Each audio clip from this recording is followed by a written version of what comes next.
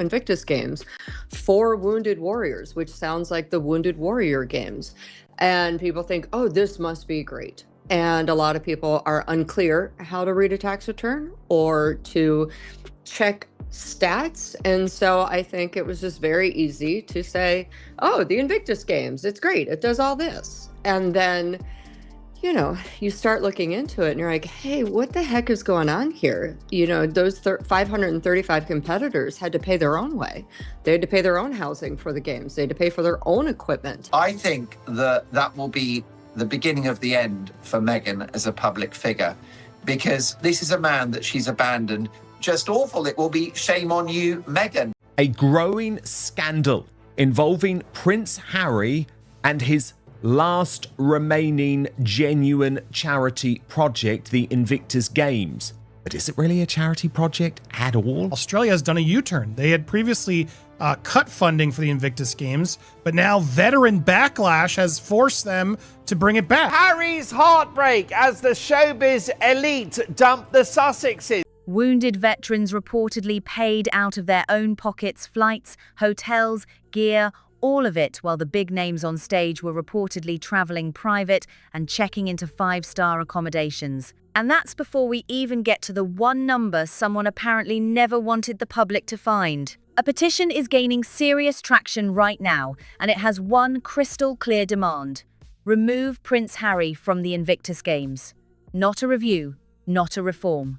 A full removal. The people behind it claim they're not going after veterans. They say they're standing up for them. That's what makes this hit so differently. At the same time, sources reportedly connected to Invictus say the royal family has quietly decided to sit out the upcoming Birmingham launch. No senior royals expected, not King Charles, not Prince William, not Princess Catherine. Nobody is showing up. The project, once considered Harry's most respected achievement, is now getting hit from every direction. Critics went straight to the financial reports, and what they found raised more than a few eyebrows. The most recent games in Vancouver and Whistler brought together 543 wounded. The $63 million Invictus Games spend into the mainstream media. Some of the key lines from Paula's brand new and really jaw-dropping reporting this week. And of course, she's been very careful because we know how litigious Prince Harry can be. But this is really extraordinary stuff. So Paula reports, the most recent games held in Vancouver and Whistler in February 2025 brought together 543 wounded military veterans from 23 countries. The total cost, 63.2 million Canadian, or approximately $118,352 per competitor. I sense a cover-up.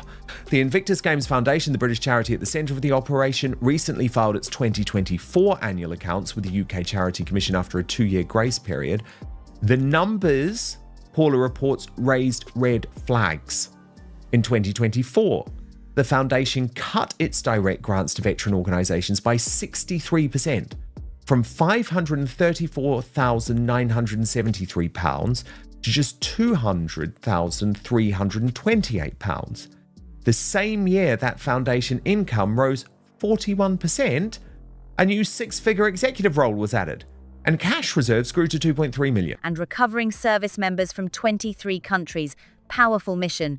But the reported price tag, $63.2 million, roughly $118,000 per competitor. Compare that to the Warrior Games in the US, which reportedly runs on around $2 million annually. In Germany, a similar event reportedly came in at around $200,000 with nearly half the participants. Mission, wildly different price tag. People noticed. Reports indicate public funding covered a significant portion, around $15 million from the Canadian federal government and another $15 million from British Columbia. But critics say that money reportedly didn't go directly to the games. Instead, it was routed through a separate corporation, which then paid a licensing fee to the British charity holding the Invictus name. And that fee, reportedly redacted, scrubbed completely from public view.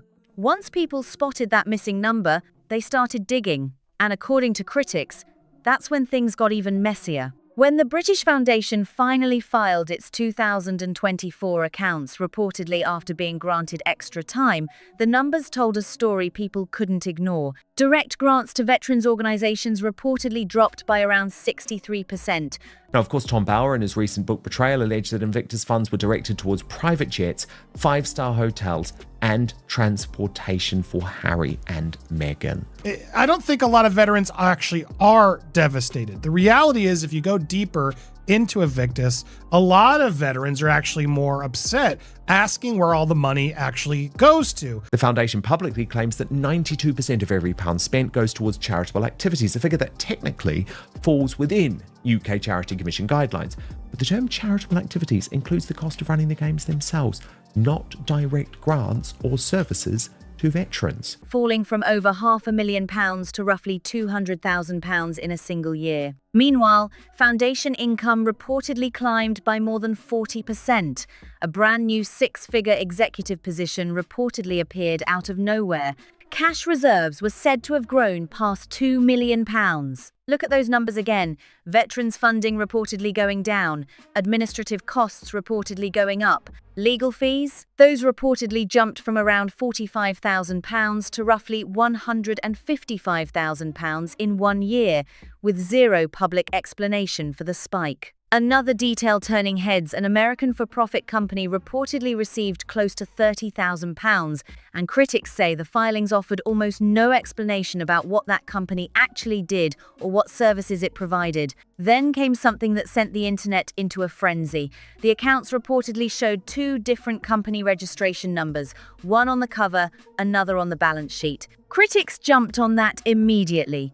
People started asking how an organization tied to such a high-profile cause could end up with something as basic as a registration number looking inconsistent. Simple mistake or something more? Either way, it became yet another explosive talking point. The foundation's highest paid staff earned between £120,000 and £130,000 above typical UK charity sector norms. Other interesting things of note: legal fees jumped from £45,000 to £155,000 with no explanation given. Deferred income ballooned fourfold from £431,000 to £1.799 million. An American for-profit company called June's LLC, with no description of purpose, received nearly £30,000 in 2023 and nothing in 2024. And the same filing contains two different company registration numbers, one on the cover page, another on the balance sheet. Harry and Meghan came in for 10 minutes for an adoring love shot. And of course, Meghan kissed Harry. And it looked like it was good and full. It wasn't. So I think the public interest is waning. And also in this time of economic disparity, people really want to know where their money is going to. And there are lots of other places that actually support veterans, may give them prosthetics if they need, may build a wheelchair ramp at their home, which is necessary, may do things that really help people as opposed to helping Harry's ego. The foundation has reportedly stated that 92% of every pound goes toward charitable activities, but critics argue that charitable activities can mean a lot of things. Venue costs, travel, production expenses, all of it can reportedly fall under that umbrella. There's a big difference, they argue, between running the games and actually putting money directly into veterans' hands for equipment, accessibility support, or real financial relief. That distinction is where the real argument ignites. Reports have circulated claiming many participating veterans covered their own travel, lodging, and equipment. For supporters who donated expecting direct help for these competitors, that image hit hard. Meanwhile, Harry and Meghan face scrutiny over reports of luxury travel, high-end accommodations, and wardrobe expenses. One widely circulated estimate put Meghan's clothing costs at around $180,000, though those figures have been debated. Critics kept drawing that contrast, and one supporter put it plainly, saying, "People donate for the men and women who sacrificed for their country, not for someone's designer wardrobe and room service." That kind of frustration is a big reason the petition keeps growing. Then there's a story that refuses to disappear. In Tom Bower's book, a wheelchair basketball match between the United States and Nigeria is described in a way that sparked serious reactions. According to the account, some American players reportedly stood up and walked away after the game ended. Supporters are quick to remind people that not all injuries are visible. Psychological trauma and other service-related conditions are very real. But critics kept pushing questions about competitive classifications and whether the event structure was truly fair for everyone involved. And how they're playing with the veteran money, because they're getting a lot of funding from countries and places to get this, what would typically be veteran support income, that then goes to putting on the Invictus Games. Now, again, I'm not trying to be, belittling what the Invictus Games is trying to do, but I am asking the question of, is it really the best use of veteran funding? Why can't Harry get his own funding? Why is he relying on all these countries to do it for? Oh, the Invictus Games, it's great. It does all this. And then, you start looking into it and you're like, hey, what the heck is going on here? Those 535 competitors had to pay their own way. They had to pay their own housing for the games. They had to pay for their own equipment. And Harry and Meghan got a really nice vacation out of it with lots of adorational speeches and clapping and crowds gathered for them. It's the kind of story that sticks. Attendance reports added more heat. Some critics claimed certain events had surprisingly thin crowds, with volunteers reportedly outnumbering actual spectators by a wide margin. Others questioned whether camera angles made things look far larger on television than they actually were in person. And Harry and Meghan's appearances at some events? Critics describe moments that reportedly lasted just minutes. A wave, a quick photo, a greeting for the cameras, and then gone. Fair criticism or not, it keeps the conversation alive. And if you think the controversy stops there, what comes next takes this entire story to a completely different level. This time, the spotlight lands on government funding and some very uncomfortable decisions. Australia has long been one of the strongest backers of the Invictus Games, which is exactly why reports of temporarily withdrawn government support sent shockwaves through the story. The timing made it even more awkward this reportedly happened, while Harry and Meghan were actively out-promoting the Games and rallying enthusiasm. Picture that. You're building momentum, encouraging people to get behind the cause, and a major government supporter quietly steps back. That's not the headline anyone wants attached to their name. Some Australian observers noted that support was eventually reinstated, but critics aren't letting that be the end of it. Their point is straightforward. If officials were willing to hit pause, something prompted that call. Governments don't pull funding from veteran-focused programs without a reason, and that question hasn't been answered to everyone's satisfaction. That same line of thinking quickly shifted toward corporate sponsors. Take Boeing, reportedly a major presenting sponsor for the Vancouver Games. When that agreement ended, Boeing walked away and chose not to renew.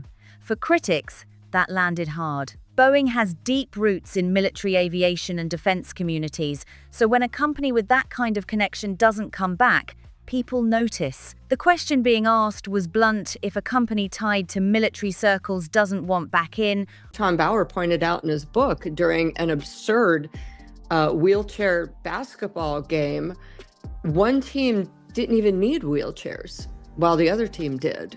It was America versus Nigeria. Nigeria needed the wheelchairs, and after the game, the Americans all stood up, got out of their wheelchairs, and walked off. It's absurd. But also, there was no one in attendance. Yeah, Australia has done a U-turn. They had previously cut funding for the Invictus Games, but now veteran backlash has forced them to bring it back. But I want to break this down because I'm not buying it, okay? Australian government has reversed its decision to cut funding for Prince Harry's Invictus Australia charity, with Veterans Affairs Minister Matt Keogh announcing that federal support will continue for another 3 years. As part of establishing the new Veterans and Families Wellbeing, we're transitioning funding for broader well-being support. Sounds wise. To the veteran community, to that new agency. As we transition, in order to maintain continuity and certainty of support services for our veteran community, we're providing another 3 years of funding to Invictus. What does that signal? Then came the numbers. Vancouver reportedly had more than 40 corporate partners. Birmingham's upcoming games, around 11 sponsors, contributing an estimated £4 million combined. Critics say that gap speaks volumes about confidence in the brand right now. And then there's the issue hitting British taxpayers directly. Reports indicate the UK government has committed up to £26 million in public funding toward the Birmingham Games while Birmingham itself has been widely reported as facing serious financial difficulties. Critics say that contrast is impossible to ignore. Their argument is simple. If private companies are pulling back, why should taxpayers carry the growing weight? Supporters push back, arguing the games deliver value beyond profit, but that response isn't satisfying everyone. Behind the scenes, reports suggest another problem is brewing. Critics claim some qualified professionals were reportedly hesitant to pursue roles connected to the Birmingham operation, not because of the work itself, but because of the public controversy surrounding the Invictus name. That's a different kind of damage. Funding struggles are one thing. People not wanting their name anywhere near your project, that's a reputational signal that's very hard to walk back. And for critics, this is where the story stretches beyond Invictus entirely. They point to other organizations connected to Prince Harry that have faced serious public turbulence. Centrebail, the charity he co-founded in his mother's honor, became the center of highly publicized disputes, leadership clashes, legal proceedings. So it was really odd, but I do think that people are starting to cotton on. Again, when we look at the numbers of corporate sponsors lining up for Birmingham, there really aren't that many, and we don't know who they are. Only 11. Now, Boeing has, I believe, cut ties.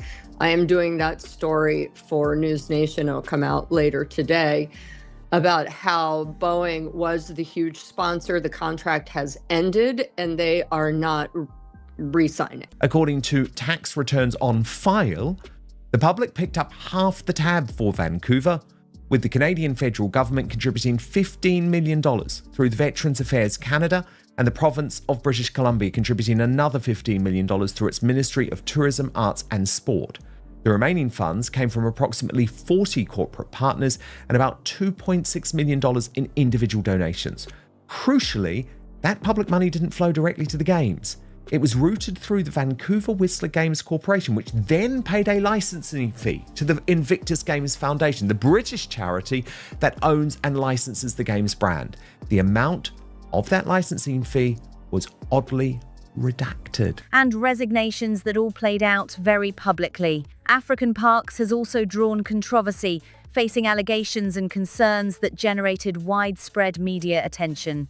The pattern critics are pointing to isn't subtle, and they're making sure nobody misses it. Critics have questioned how publicly engaged Harry has been when controversies hit the organizations tied to his name, while supporters insist these situations are far more complicated than headlines suggest. But regardless of which side people land on, critics say they keep seeing the same cycle. Projects launch with massive public support, then slowly get swallowed by disputes, leadership clashes, and controversy that simply won't quit. That's why, for many observers, the scrutiny around Invictus has grown into something much bigger than one event. It's become part of a larger conversation, and that conversation is not going away. Even the awards have become a battleground. When Prince Harry reportedly received the Pat Tillman Award, named after the former NFL player who walked away from professional football to serve his country and later lost his life in service, the reaction was instant. Fierce. Supporters praised his veteran advocacy. Critics pushed back hard, arguing the honor belonged to someone with a different kind of track record. The debate exploded online. Some critics weren't saying Harry did the job poorly. Their argument was sharper. They questioned how much of the actual ground-level work he was personally driving day to day. Others fired back, pointing out that Invictus likely never reaches its current scale without him. Either way, the award became yet another flashpoint in an already overheated debate. And according to ongoing reports, that growing scrutiny may now be creeping behind palace walls. Reports suggest Prince William and those connected to the Royal Foundation are zeroing in on transparency and accountability, the message reportedly being simple. Us, here in the UK, us taxpayer fools, are committing funds to this. I can't believe this. Paula reports the next Invictus Games are scheduled for Birmingham in 2027. The UK government has committed up to £26 million in public funds, despite the city effectively declaring bankruptcy in 2023. It only exited that status in February of this year. With roughly 15 months to go, Birmingham has just 11 unnamed sponsors contributing an estimated £4 million combined. Vancouver, by contrast, had Boeing and Atco as co-presenting sponsors and over 44 corporate partners. So basically, the British taxpayers are footing the bill because no corporates in the United Kingdom want to be involved with Prince Harry, as Dr. Sophie Chandoka of Centre Bali had previously made clear to him. Paula goes on.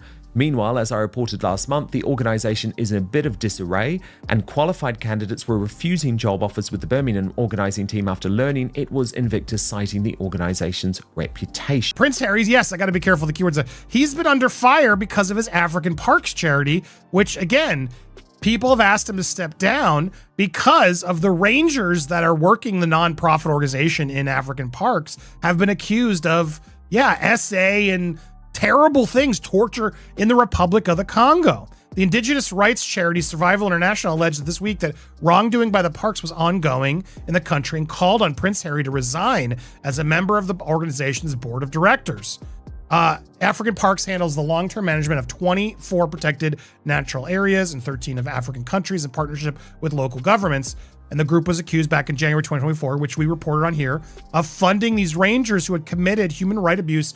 Show the numbers, explain the finances, answer the questions. Whether those reports are fully accurate or not, they keep adding fuel to speculation about the relationship between the monarchy and the games. Some commentators are even suggesting the reported absence of senior royals from upcoming events has less to do with personal tension and more to do with not wanting to be photographed standing next to an ongoing controversy. That's the theory critics are pushing anyway.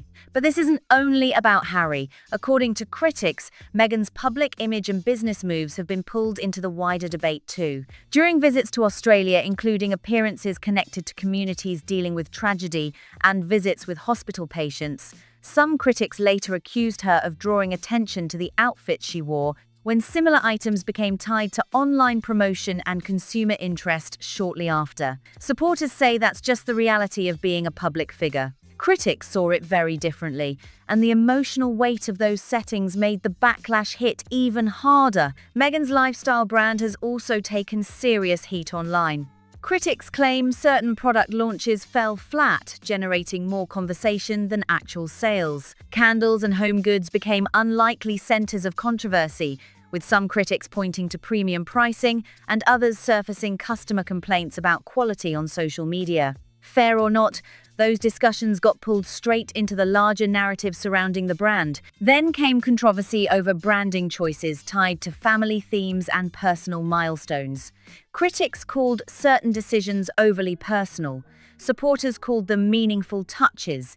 As with almost everything in this story, reactions were split straight down the middle. And then came a move that genuinely caught people off guard. Reports surfaced that a gift package was sent to a supporter who had previously posted criticism of Prince William and Princess Catherine online. Critics jumped on that immediately, arguing it sent the wrong message about where the real priorities were. Supporters pushed back hard, calling the reaction overblown, but that disagreement is exactly where the most uncomfortable question in this entire story starts taking shape. According to some critics, Harry genuinely cares about the veteran mission at the heart of Invictus. Their argument is that the sharpest complaints tend to emerge the moment the spotlight drifts away from the competitors and starts landing on celebrity culture, luxury appearances, and brand activity instead. Whether that's a fair observation or a convenient deflection depends entirely on who you ask, but it keeps resurfacing every time the future of the games enters the conversation. The theory gaining serious traction among critics right now is not a comfortable one. They argue that Harry either doesn't recognize the full scale of what's happening around him, or he sees it clearly and still can't bring himself to say, we need to step back and take a hard look at this. That gap between what critics believe needs to happen and what's actually happening is where the frustration is loudest. For comparison, the US Warrior Games, a similar competition for wounded American service members, runs on roughly $2 million a year. Germany's Invictus-style competition costs about $200,000 and involves half as many participants. The public's taxes footed a portion of the bill. Really was the fact, again, that this is, I think, where Harry is struggling. I think he felt that his presence just turning up, and this has been the problem almost now with Invictus for the last few years, that, you know, Markle turning up in Canada, rushing in at the last minute saying, oh, you know, I've been busy doing packed lunches. It's just focus about them. You know, I think people are fed up with the way that it's looking in Invictus, and I know this talking to some senior people there. You know, they're just thinking, well, where has this gone wrong? And it matters because the stakes are real. This isn't celebrity drama playing out on social media. These are questions about public funding, questions about where donations actually end up, and questions about whether the people this organization was built to serve are genuinely being placed at the center of every decision. When critics frame it that way, the conversation shifts from gossip to something carrying serious weight. Behind the scenes, reports suggest the current focus inside the organization is simple: get through Birmingham. Sources reportedly connected to the Games indicate the priority right now is delivering the event successfully and dealing with the harder questions afterward. Critics are not impressed. They argue that pushing difficult questions down the road is exactly how organizations end up in deeper trouble, and that straight answers were already overdue before Birmingham was even announced. Supporters of that strategy say it's not avoidance, it's pragmatism. Their point is that pulling focus away from the athletes by engaging in public disputes would cause its own kind of damage. They argue that delivering a successful Games in Birmingham is itself the most powerful answer to every critic demanding change. Whether that logic holds depends entirely on what Birmingham actually looks like when the cameras are rolling. But here's where the pressure gets even more intense.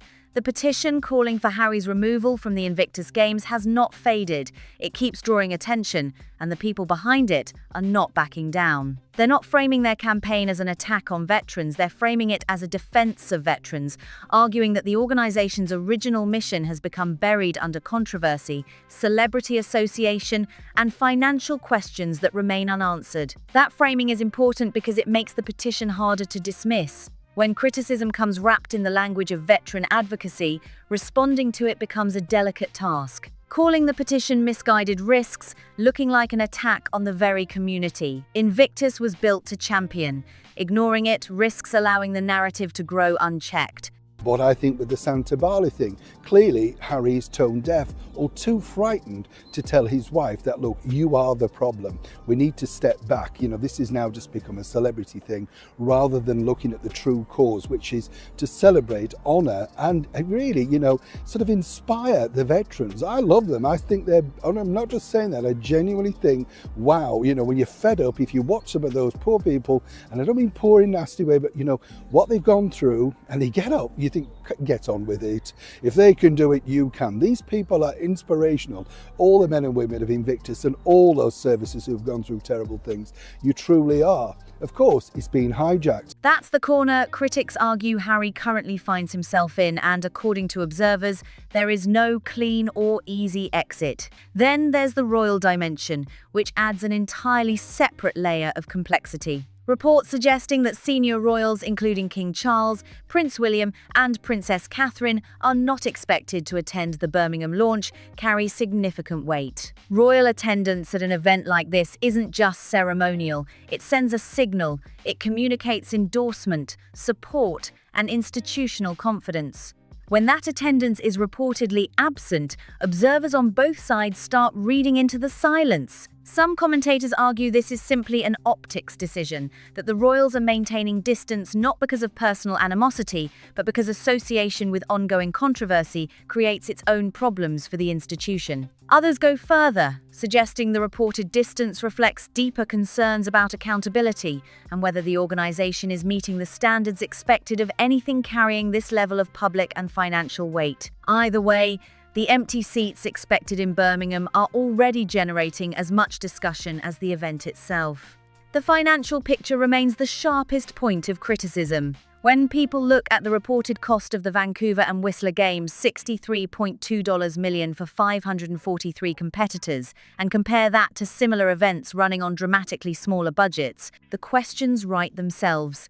Critics are not arguing against the concept of the games, many of them are explicit about that. What they're arguing is that the current financial structure raises serious questions about efficiency, transparency, and whether the resources being committed are actually being directed in ways that genuinely maximize support for the athletes competing. The reported 63% drop in direct grants to veterans organizations during a year, when foundation income reportedly climbed by more than 40%, is the figure critics keep returning to. Less money reportedly reaching veterans directly, while the organization's own financial position strengthened.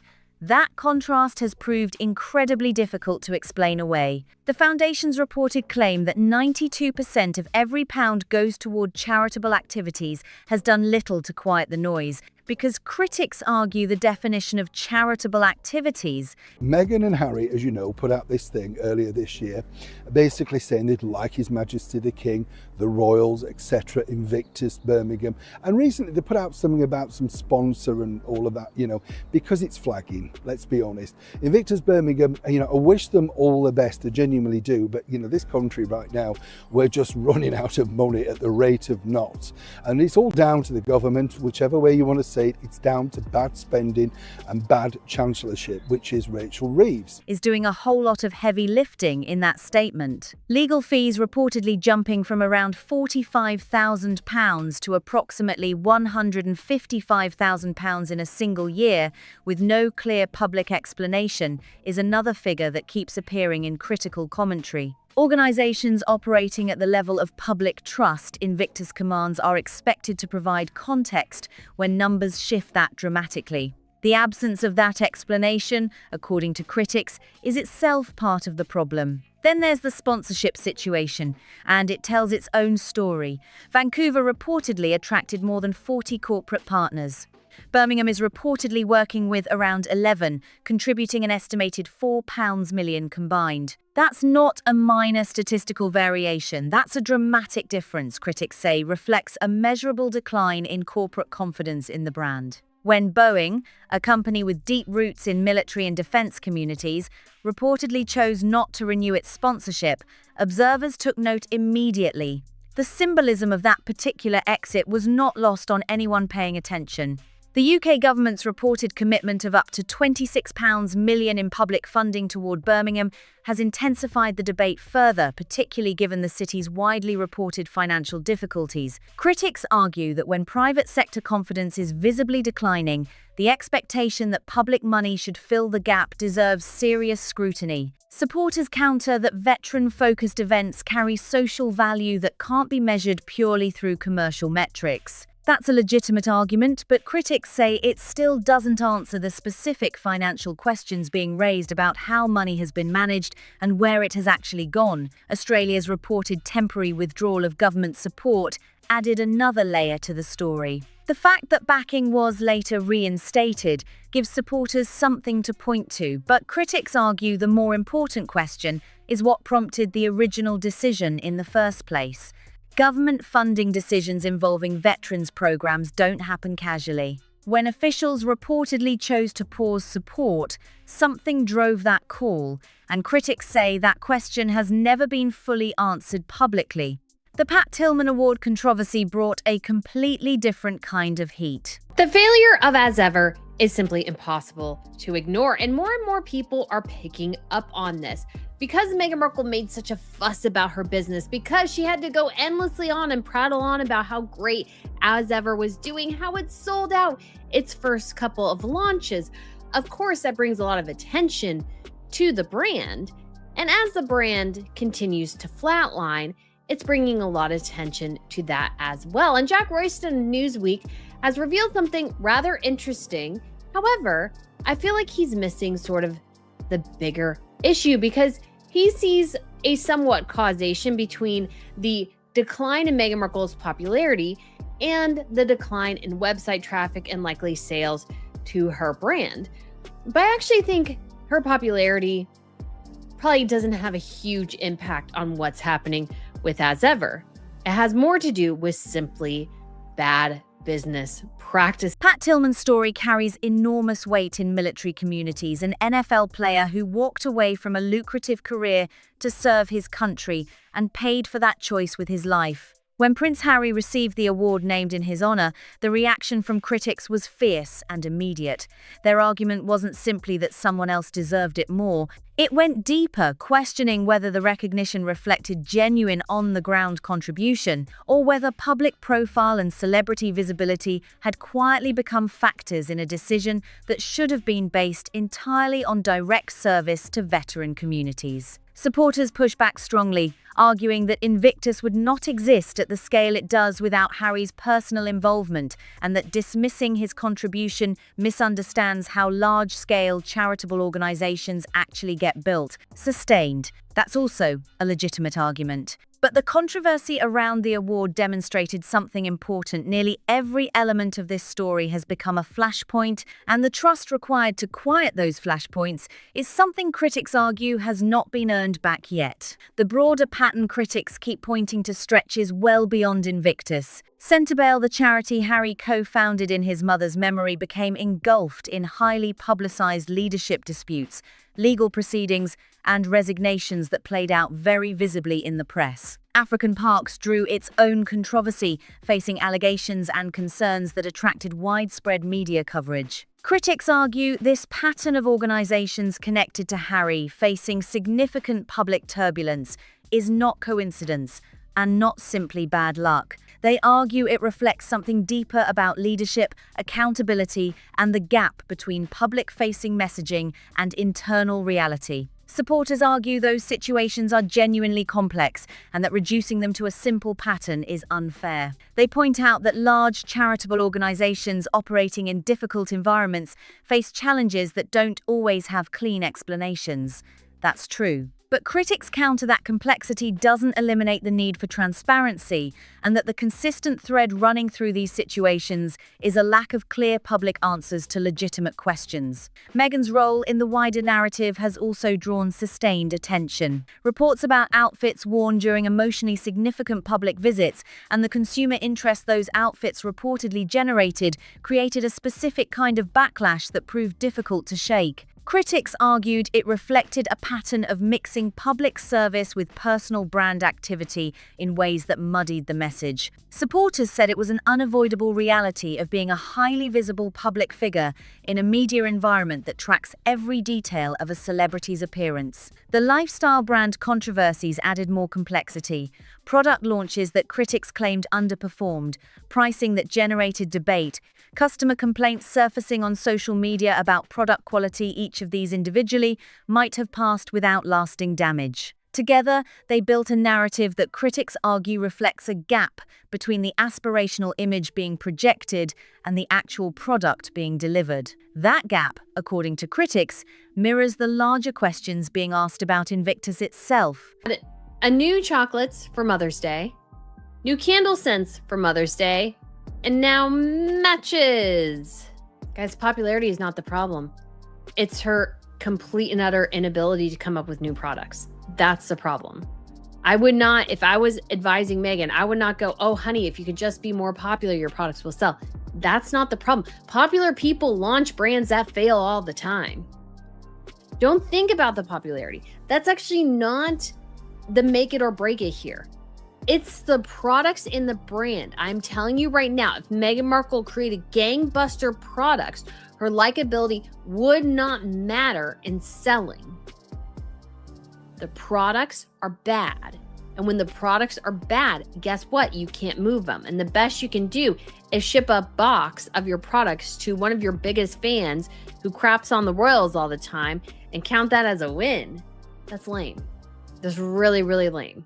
The gift package sent to a supporter who had previously posted criticism of Prince William and Princess Catherine online became its own flashpoint precisely because of the optics. In the middle of an already heated controversy about priorities and public image, a story like that lands very differently than it might have at any other moment. Critics argued it suggested attention was being directed in ways that raised serious questions.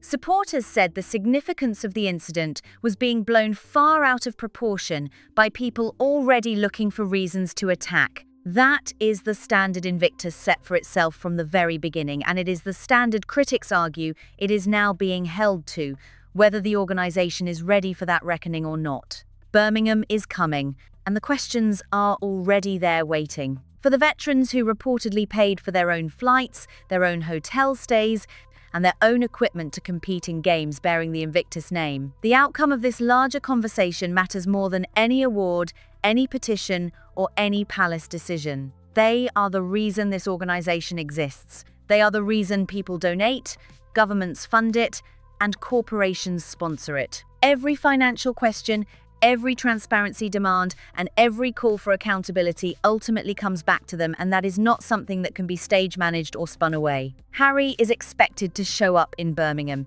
Nobody seriously believes otherwise.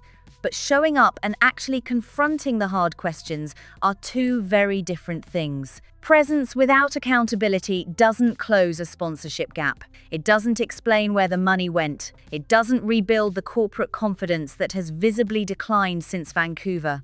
And it certainly doesn't satisfy the people behind a petition that keeps growing louder by the week. What Birmingham actually needs, according to critics, is a moment of genuine transparency. Open the books. Address the figures directly.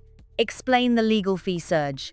Clarify what charitable activities actually looks like in practice when you break it down line by line. Show, in concrete and specific terms, that the athletes competing are the true financial priority, not just the public-facing message, but the receipts behind it. Because the veterans community is watching, donors are watching, governments that have already shown they are willing to pause funding are watching. And the corporations that haven't renewed are watching too, waiting to see whether Birmingham represents a turning point or just another carefully produced event that leaves the hard questions for another day. If this breakdown had you locked in from start to finish, hit that like button and share this with someone who needs to hear the full picture, because these conversations rarely get this level of detail. Subscribe so you never miss what drops next. Leave your thoughts in the comments below, because this community's perspective genuinely matters, and we will see you in the next one.